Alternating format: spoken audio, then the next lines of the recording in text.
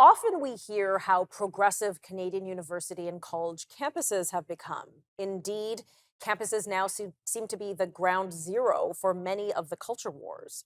Can't have a class in English literature without going through the intersectionality of feminist theory, critical race theory, and of course, privilege. And while many of us might roll our eyes and grumble at what our academic institutions have become, what of those who are in the system trying to get a higher education? How does the new academic experience jive with their expectations? What effect do these various critical lenses have on students? And are universities better off for it?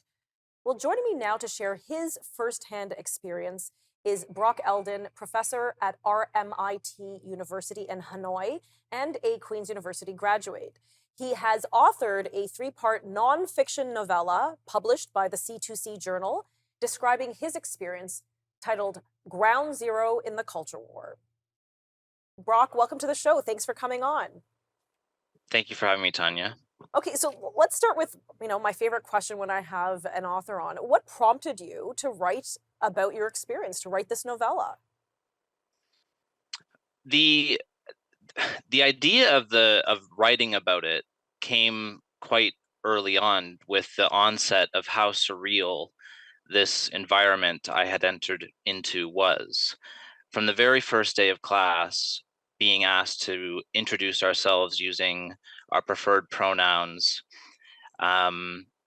and talking about our background with feminism, and being introduced to the idea of safe spaces and trigger warnings, it it it struck me as very Kafkaesque, particularly after having spent so much time in East Asia. I lived in China by that point, in Vietnam, and the mirroring of those experiences, particularly China and return to graduate school in Canada, it just prompted this chilling sensation, and it never went away. So I think it's safe So to it started quite assume early on. then your experience in Asia, in the academic world is not the same as like the life. It's not the same as it is in Canada now.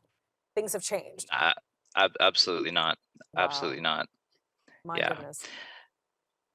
Okay, It it go ahead. Sorry.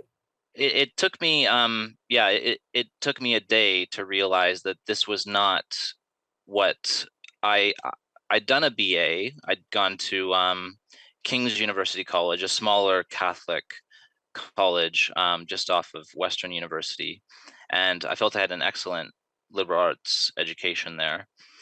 But coming back after having seen what I saw in China, it was quite shocking. And um, there's a lot of things that you're allowed to talk about in university in China or Vietnam that you are not allowed to talk about in Canada. Wow, just let that settle in for a second, what you just said. There are a lot of things you can speak about in communist China in the university space that you cannot speak in Canada. That's a shocking statement. Yes, you can speak about gender, biological sex without shame. They're conducting excellent research on it without shame. And that was the issue from the first day of class when we were introduced to this rainbow spectrum of colors and the infinite number of possible genders, and recent legislation such as B, BC16, um, meaning that it might be illegal for students to challenge these ideas. Correct. You could be seen as promoting hate speech. And of course, Mhm. C16, for those viewers who may have forgotten, is it was a change to the criminal code uh, uh, con- and censoring, I guess, a certain speech. And this is the one, if people recall, this is the one where Jordan Peterson infamously, or famously rather, came out and spoke out against it, which kind of propelled him into, I guess, international stardom now.